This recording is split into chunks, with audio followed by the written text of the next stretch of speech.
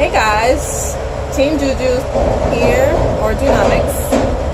Currently at work, it's very slow, so might as well just finish watching the 4th episode of Insecure. Oh my god, so funny. Best episode thus far. Okay, so hilarious. Okay, anyway, we start off with Laurence taking a little jog, a little run, which is good. He's back in good spirits. You know, it's his first day at his job. Okay, we see him. I'm not going to go in order, just like last time. The episode is fresh in my mind, meaning I know all the scenes, but it might not be in order. Well, it'll be in order as far as character-wise. Okay, so, yeah, Laurence has a little jog in the morning. The beginning part is so funny. It's so funny. So after his little jog, goes home, about to take a shower. Issa's in the shower. So she's like, oh, you know, you're looking all good or whatever. And she's like, you know, come in the shower with me, which is sexy. That's sexy when you're a couple relationship. And of course, you live together. I'm sure you have a lot of shower scenes. So I was surprised that they showed his booty, which is nice because he is in shape. He gets in the shower and you think it's going to be all sexy and hot. And like the show ain't called Insecure for nothing. It was so awkward. It's so very much insecure.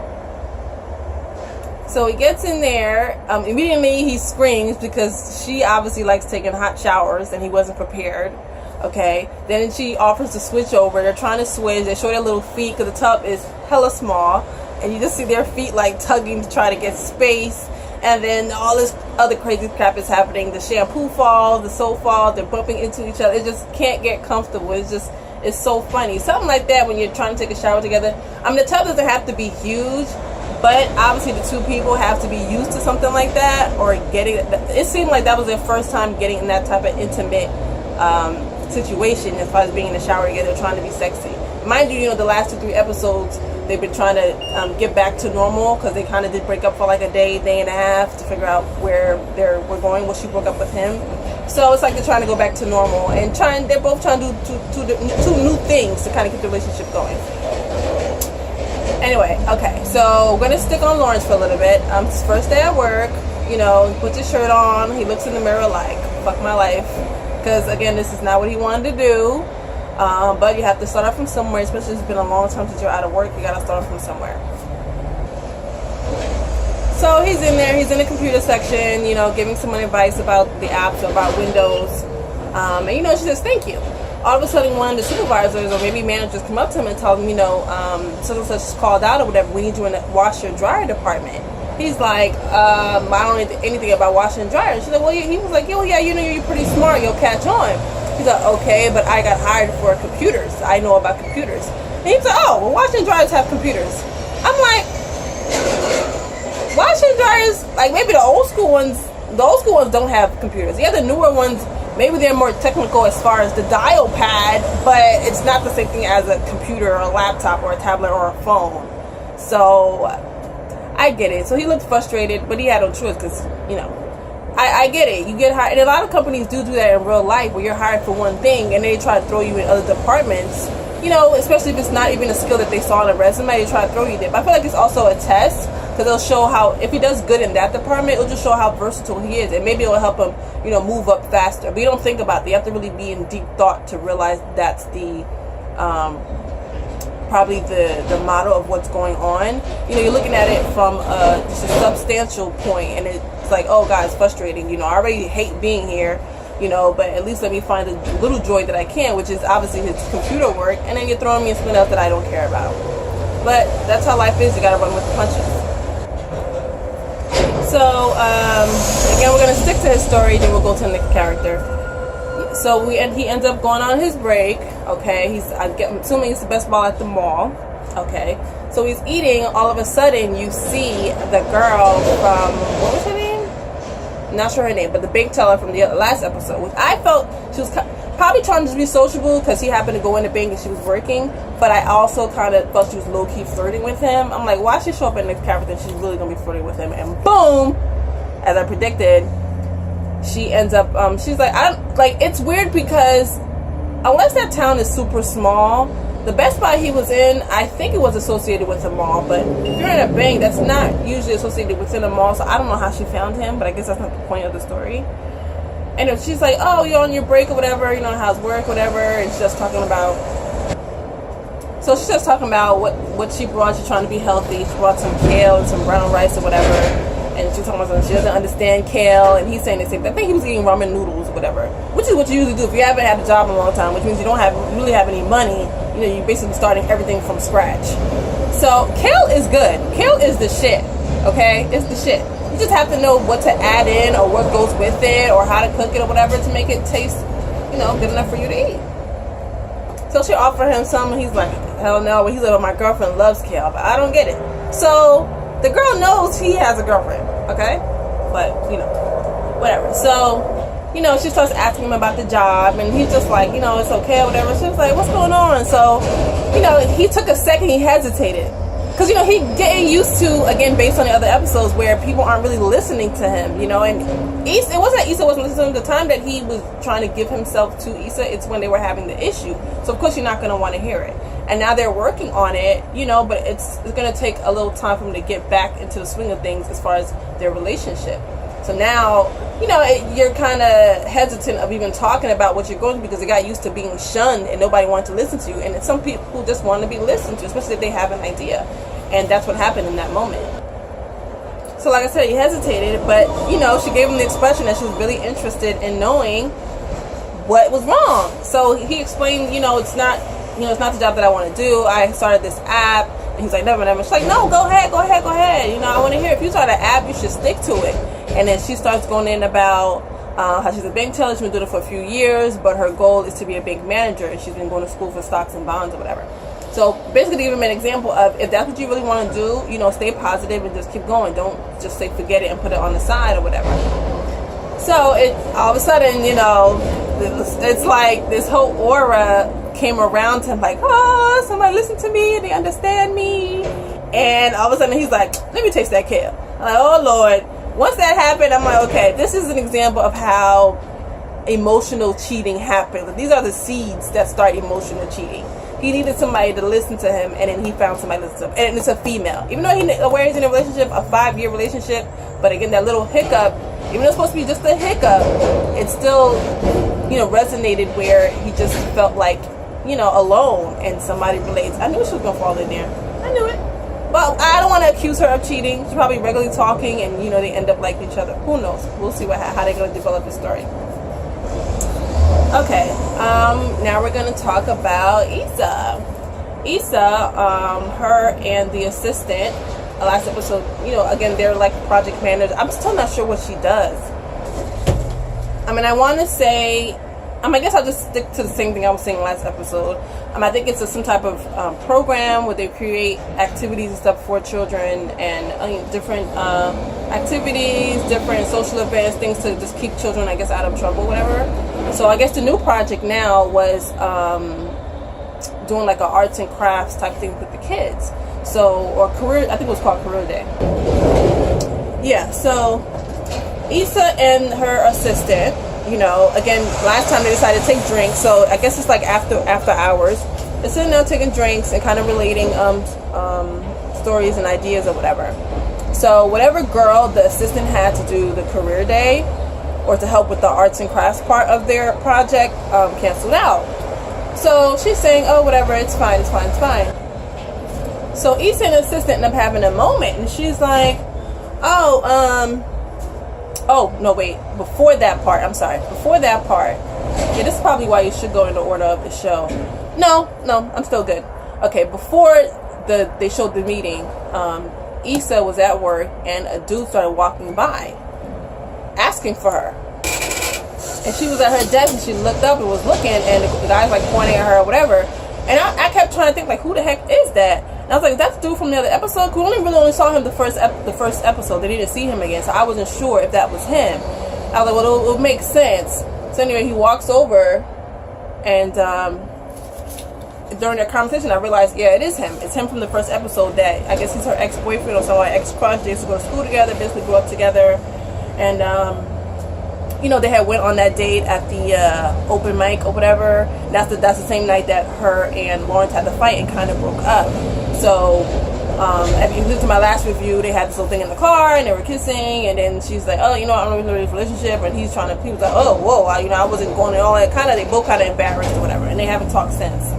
Anyway, he showed up at the job to apologize to her, which technically he could have texted or called, but from the conversation, I think he was, you know, texting her and calling, and she wasn't responding. And a real man, you know, if you do feel guilty about something and not answering, yeah, it's not. I don't think it's stalkerish, but you know, he wanted to say I'm sorry. Plus, it shows he still likes her. Anyway, so he apologized for the way he was. You know, he don't want it to be awkward as far as the relationship going forward. They've known each other for a long time. He don't want it to be weird. So she's like, okay, you know, it's not weird. And she was like, and I'm back with my boyfriend anyway. You know, we work things out, so whatever. She kind of like threw that in there, like she kind of in her mind debating if she was gonna say that or not. So anyway, he made a little like some type of joke, whatever. So he left. Okay. Now, fast forward back to the meeting.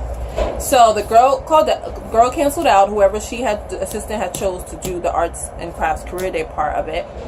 And also, I think no, Molly was supposed to also do it too. I think both of them were supposed to bring somebody in.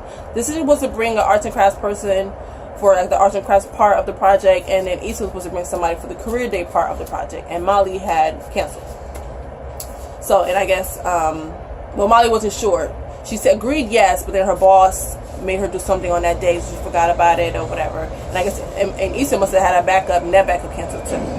So anyway, Issa and the assistant, you know, they had a little bonding moment because she was looking at the assistant's face as she was texting the girl, and she was like, "Just say you don't like her or whatever." She's like, "No, she's fine, she's fine." She's like, it took a sip of the champagne, and but the champagne was pretty cheap. Not cheap, but it just not something that I would drink. It just looked like one of those go into the store, probably like $9, even some $9-10. Sorry, some of those champagnes are pretty good. It depends. So she goes, "Oh, I can't stand her," or whatever, and they both start going in like on her actions, on the girl's actions, and the way she acts or whatever. So they laughed about it. So that was a good bonding moment for them because this has been work. I guess it's the first time after just doing anything kind of outside of the work. So then she goes, "Oh, you know, why don't you call Daniel?" His name's Daniel. Daniel. She's like, "Why don't you call Daniel and ask him?" And she was like, I don't think he'd do. I think he's pretty busy. And she's like, "No, I think I remember him saying he was from, you know, he came from arts and music department or something or whatever. He might do it, you know." She's like, "Oh, he's probably pretty busy. I don't think he'll do it." So she was, but I think deep down she wanted to ask him, but she kind of put on the front like, you know, no, you know, I don't think it's a good idea, whatever. Because the sister had no idea that this relationship. I mean, the sister didn't know anything personal about Issa, just on the job. So she was like, "Well, I mean, if you want me to," kind of using that, like, "Oh, if you want me to, I'll try and ask him." So she texts him and, you know, says, "Oh, I want to ask you a favor." Obviously, the next scene we end up seeing that he does take the offer. When she goes home, though, she goes home and kind of asks Laurence, you know, how's work? He's saying, you know, like that. And then he asks her, "Well, how the project go? Like, do you end up finding somebody?" Because he knew about Molly not coming. So she's like, "Yeah, everything worked out." Instead of saying, "Oh, well, yeah, it worked out, I had to get a replacement, and, you know, Daryl's going to be in it." I mean, she could have innocently, I mean, they're supposed to be best friends and a relationship 5 years together. That's a long time. You shouldn't be holding secrets after all this time. But I think her feelings for him, and maybe a little bit not trying to have him jealous, but also because she still has a little crush on him. And so she ended up not telling him that, you know, Daryl took the spot and he's coming to my job. Drama. So, okay. So now, Daryl ends up coming, you know, with his laptop, his studio equipment or whatever. And he's basically telling the kids how he's a producer, showing them the beat. Anyway, so yeah. So he's, you know, trying to encourage the kids. He's talking about who he's working with. Of course, these are like ratchet kids, like, not ratchet, but obviously kids with hood mentalities, or just, I don't know, whatever. Because one of them was like, "Oh, did you work with Drake?" And he was like, "No, I work with T Dolla $ign." And she's like, "Oh, but not with Drake." I'm like, it's still a celebrity. Like, be appreciative. Like, you have somebody that knows people. Because, this generation. Anyway, so Issa's like, "Oh, you're working with T.Y. Dolla $ign?" Like, she's like intrigued. Like, because remember, Issa's kind of into music too. Well, she used to be, and she stopped. And it just brought me back to like feeling like one of my exes, he's into music and I'm into art as far as like poetry and modeling or whatever, and he'd be in the studio. So it's just that connection of art, like that artistic connection is so strong because music is connected to your soul. So anything artsy, crafty, music related, entertainment related, is like it's part of your soul. So like that connection is so strong above any other connection, whether you have things in common mentally, you're both intelligent, or in common stuff with your job or whatever. But that artsy type love, it's just more immediate. I feel like that connection is like forever. Anyway, so after that, then she walks him out after it's over. She's thanking him like thanks for coming through or whatever. He was like, no problem. Actually, before that, he actually mentioned to the kids that Issa used to be a rapper and she used to spit really good. And she was like, no. So the kids was like trying to, root for her, like, oh, come up here. And he's doing the same thing. She's like, why would you tell him that? She's like, no, I'm not doing that. And one other teacher just came in and he said something to kind of like stop them from, pressuring her or whatever. And she's like, why would you bring that up or whatever? He's like, no, it's good to encourage. What's wrong with that? You're the one who inspired me. Like, she inspired him for music while she went a different route, even though she loved music herself. So, my skin is whack today. Just walking him out or whatever. He makes little jokes, they make a little small talk or whatever. I mean, he's okay, I guess. If you're into like the really dark chocolate type guys, yeah, I could see why he would be attractive. Not my style, but he is attractive. The shirt that he had on was really nice. But it was like something that a priest or pastor would wear that you would see in the movies. I'm like, what's up with this pastor shirt on, whatever. But it suited him. He looks nice, nice clean cut or whatever, nice hair. I mean, yeah, like I said, if you're into that dark chocolate, yeah, he's fine. Anyway, so they show. It's like one of the funniest scenes of this episode. So after she walks him out, she ends up going to the bathroom, and all of a sudden he pops up in the mirror. I didn't want to talk over the noise and you guys couldn't hear me. And she was like, Daniel, what are you doing in there? How'd you get in there? Like, and she turned around behind him and he wasn't behind her. So it was her imagination. Another y'all, I could not stop laughing because it's just so relatable. Like, it's basically what she did as a writer, because she does write and produce the show also. Basically everything that's in your mind, she just put it on paper and made it like realistic reality. And of course, it's basically your consciousness. So what she did was put it like actually there so we can see it as the viewer. Like her consciousness was talking to her and she was thinking about him. So he popped up in the mirror and she was like, what are you doing here? And he's like, I don't know, you tell me. And she was like, I don't know what you're doing in there. So he was like, I mean, because you're thinking about me. And I was thinking about it. She was like, what, are you thinking about me? He's like, yeah. And then he started taking off his shirt. Oh my God. That body is on. It's not on point. It's on point. Like from abs to pecs, he is ripped. Like ripped. He knew he was gonna take his shirt off, so he made sure to pack on them, gains and them muscles, so y'all could see his stuff. Okay, he was ready to go. TTG, train to go. And so she was like, she was like, ooh. And he was like, yeah, I know you into TT Dollar or something. Whatever he said, all of a sudden,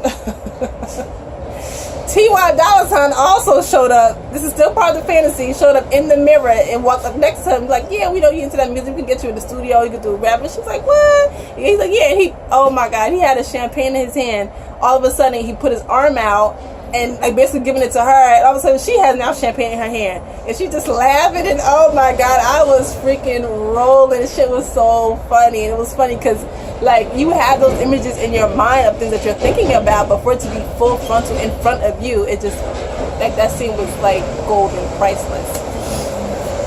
So all of a sudden you hear, who are you talking to? And she turned around and it's Molly. At first I thought Molly was part of the fantasy tour or something, but she was actually there. And she was like, oh, nothing, something was in my phone, and I'm just talking with her on my phone, like making up some stupid excuse. So she was like, oh, okay. And Issa was like, yo, what are you doing here? And she was like, oh, well, you didn't get my message. I thought I couldn't do it, but I ended up texting you and said that I could do it. So yeah, I already replaced you or whatever. She's like, yeah, why I see Daniel walking out? She's like, well, my assistant, I didn't ask him, kind of blaming her assistant. My assistant was bringing him up because he was here earlier. You know, he could change his job or whatever. Mind you, I did skip something. They had a conversation about it because she called Molly right away when he told her about the job. Molly was calling him stalkerish for just showing her about the job like that or whatever. He could have just called or something. So she was like, oh, so okay, how did that go? Whatever. She was like, does Laurence know? And she's just like, you know, she's like, Daniel knows I have a boyfriend. She was like, yeah, but do you know you have a boyfriend? Like, basically being real, just the tough love, honest type thing or whatever. Like, basically putting her back in check. Like, while you're in fantasy land, the reality is you can't get that fantasy on. Okay? So she ends up leaving. All right, since we're on Molly, Miss Molly Mayhem, who looks just like that girl from Girlfriends. I'm wondering if that is her. I don't know, but she has some relation, like just mad features from her lips, her eyes, the color of her skin. She looks just like her, but it can't be her because she should look way older if that was her. But yeah. So Molly, while she's in the office, well, she had this nice little white dress on. It was so nice. It was a long sleeve dress. It was fitted from the neck down, but at the end of it had like this little the end of it was kind of like in a tutu. It was really nice. So she's passing by, and Rashia, who's the intern, you know, was talking to other colleagues or whatever, being loud and boisterous and ghetto or whatever. But Rashia's pretty, you know. Her arms, yeah, Michelle Obama arms. Her body's on point. Nice flat stomach. She's small. Like she's a perfect toned weight. Like, she's cute and she's short. She's cute. So Molly just shaking her head. Mind you, they had a little thing last episode because Molly was confronting her, like, you know, you don't want to get the wrong impression or whatever. You know, you just go with the flow and kind of like be part of them, how they are. Basically saying, bitch, like, keep your blackness in check. You can do that shit on the outside, but don't do that shit in here. This place is mad corporate. Like, be normal. Like, not normal, but just like in reality, you have to be fake the funk a little bit. Like how you are with your friends and stuff. You're not supposed to be that way in there, no matter how comfortable you are. It's still your job. You know, there's a demeanor. They can't discriminate you for do that, but at the same time, like, you know, have some professional etiquette. So of course, Rashia took offense to that. So then she just kept being herself. So it's so funny how this scene came up where Molly was in the office and one of the partners came down, a white lady, really hostility white lady, comes to her and says, you know, remember when you were an intern or whatever, I just thought, you know, because you've been there, you can talk to Rashia. And I was like, talk to her about what? And she's like, you know, some of them, I just feel like she's not, you know, acclimating to her environment. She's not fitting in yet. You know, she's having trouble. So, you know, I just figured you could give her some advice. Basically saying, she black, you black. Y'all can talk about that black shit and tell her how to be. I need her to be like you. I mean, they didn't really go into detail of how Molly was when she was an intern. But I don't like the way Rashia is at the work. Molly's kind of like that, but outside of work, and she's with that when she's with her best friend, who is Issa Rae. So yeah, so she told her to do that. So Molly's like, oh, okay, and it's just, I know Molly was thinking like, damn, I was just talking to her about that last time, and she got offended. I don't want to go to her a second time about the same thing. And now if I say, oh yeah, the superior told me to do it, like, will she even really believe me or listen to me or whatever? It just looks like I'm hating on her, which I'm not trying to do. So after that, Molly ends up going on a date because, mind you, she broke up with what's the name from the dude that worked at Enterprise, which is a good job, and she ended up starting to go on dates from the that app. I forgot what it's called, the Elite app or whatever, for like elite professional people, and she finally got a date. They did show her go on the first date or whatever. This is the guy that was on the last scene at the end of the last episode, and they've been on a couple of days, a good date or whatever. It was cool. So, you know, he was saying he really liked her or whatever. All of a sudden, she was like, oh, you know, why you didn't text me last night? And he was like, oh, you know, I was really tired when I got in there, I just crashed, went to sleep. Which I think he was lying. I don't know. At first, I thought he was going to say, like, something stupid, like, oh, I was with my girl or whatever. But he didn't say that. So I'm sure, oh, okay, I was just checking. That's it. And, you know, just making sure you got home safe, which is all right. I don't see, this is the problem with relationships. Like, it be like, some girls, we don't ask for too much. I don't see why was that so much that the facial expressions she was making, like it was just like too much or whatever. Yeah, I think it was like the third or fourth date or whatever. I mean, it's courtesy. If y'all left out a place really late, that's the last person you was with. Okay, let's think of it police-wise. Something happened to you, they're gonna wonder who the last person you with. All right. for safety reasons, why not say I'm home, I'm safe? Like, yeah, I know we forget sometimes, but if it is somebody you are starting to care about, you are starting to like, why not just say I'm in, I'm now, it's good night. You can still cry. That takes 2 seconds. Like, if you know if you're gonna forget once you walk in, why he ain't text her? So his face was like, oh, you know, why she asked me all these questions. That's all she said was, okay, just checking in. So he was like, oh yes, it was nice that you know, care or whatever, that you know, care and want to make sure I'm safe. But it was fake when he said it. It was completely fake. So, but I don't know. I didn't assume the next scene she was gonna be saying that he didn't call her back or it just didn't work out or whatever. That was whack. He was whack. That was whack for that. So yeah. So after before the partner even came in there to tell her to talk to Rashia, she was talking to her own assistant. Molly has an assistant. Molly's a lawyer or paralegal or whatever. And Susan was asking her about him, and she explained what happened. But they didn't really. They kind of fast forwarded a little bit. That same sister that's so-called engaged. Anyway, so second date, she's on a date with, I think his name is Judea. The guy who's under what's her name's label? What's her name? Yeah, he's under Janelle Monáe's label, Wonderland or whatever. I haven't seen him in a while, but I guess this is why, because he's acting now. He looked really nice. I mean, I don't know. I was like, oh, he actually looks kind of normal, because normally he spikes his hair up a little bit. He still was in his suit. He looked really nice. So he's trying to talk to her or whatever, and she's kind of been like, she's just like barely giving him attention, like, oh, whatever. It's kind of fake or whatever, because she's, you know, thinking about something. So he's like, what's wrong? And so she's like, she starts telling him about the whole situation with Rashia. She has to talk to her or whatever. She's like I'm some black translator or whatever. So he starts saying, yeah, I have older at my job too. And he gives an example like, oh, this guy, every time we talk, he tries to fist pump me like whatever, like I want to fist pump. And she's like, what? So they kind of related a little bit there and kind of brought her back to reality. Like, you're on a date with someone who's really handsome and he's trying to enjoy your company, so you gotta enjoy his company too. So that worked. They start talking about that. She's like, I don't know why I'm tripping or whatever. I'll take care of it, whatever. And it was a nice date.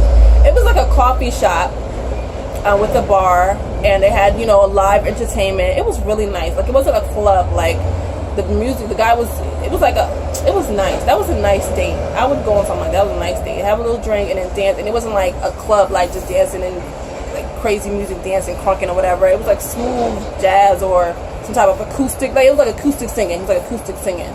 And it was really nice. It was really vibrant, really well. So after that, Molly, the next day, Molly ends up going to her boss and says, yeah, I wanted to tell you, I feel like since you're a superior or whatever, it might be more comfortable coming from you, you know, instead of it coming from me. Because again, I used to be an intern or whatever. I'm not in that space anymore. So it might sound more official, and maybe she'll actually take it, you know, a better advice as opposed to coming from me. So that white lady, she seems so like, I will fire you right now. That's her expression, like, I will fire you right now. Like, she must really, really head up the company or whatever. And Molly was so nervous, but she ended up, I guess she didn't know what her reaction was gonna be. She was like, oh, okay, I understand or whatever. So, you know, basically said she would take care of it. All of a sudden, next scene, you see Rashia with all these corporate people in the room. Was 2 corporate guys and then the female owner or partner or whatever, and they're talking to her. You don't hear the conversation. You just see Molly passing like, ooh, like, oh shit or whatever. Maybe I should have talked to her or whatever. So we don't know if she's gonna be fired. We don't know. I don't know. But okay, even before that, Molly had made a joke, and she was just like, oh, you know, yeah, they're doing really good in the intern. Someone's like, they're gonna take my job, and then the boss is kind of laughing like, like that or whatever. So I feel like maybe, what if the story's gonna develop to where Rashia will be taking her job or whatever. So I don't really know. Anything could happen. It could just be black and white, as they said. They're just talking to her about how she speaks and how she acts to kind of calm the ghetto-ness down. But also, they could be giving her tips on to take her job. Who knows? But she does a good job. I never seen them go to her and say anything to her or whatever. She takes care of everything. So it doesn't look like she's gonna lose her job. Okay. I think that's okay. After that, we got the date in, and then I think that's it. Yeah, then it goes back to Issa at the school. So she's packing up everything that she's leaving, and you see the group of kids, you know, they're surrounding by this one boy. He's on his phone, and he's like, oh, I found it, oh my god, that really is her, or whatever. And all you hear is broken pussy, like, and then she turns around and she was like, oh shit. Basically, when she was at that open mic, somebody was filming, because somebody's always filming. Everyone has a phone, and they basically filmed her rapping the broken pussy on stage, and these kids found it, like, and they look like young kids, like still elementary school. All these kids have these damn cell phones, which a lot of schools, like, cell phones aren't allowed in the school. They either confiscate it, and at the end of the school day they'll give it back to them or whatever. So obviously that's why they have access to the phone. But at the same time, it's like, even these parents, they should put certain things, certain preventations on the phone, you know, as far as security measures, so they don't find certain videos, whatever. So just by her saying broken pussy, like, that should have been something by the parents, but it wouldn't have been an interesting story if that did happen, you know, in the movie. But anyway, so now, you know, that's going to be a whole another story where these kids are going to be doing it, talking about it, you know, word of mouth is going to be going, especially if they constantly go to these schools for these projects. It's going to be a whole another story, but guess we'll see you next episode. What's going to happen? All right, guys, rate, comment, and subscribe below. You can follow me on Twitter, Instagram, but this is the only video I've been vlogging until the episode's over. So, you know, I'm still working on my kinks and stuff and trying to shorten these things, because the episode is 30 minutes and my reviews are 30 minutes also. So, you know, I'll get there, but, you know, I'm detailed. I'm gonna get into it, like, I'm still watching it. All right, so see you guys next episode. Bye.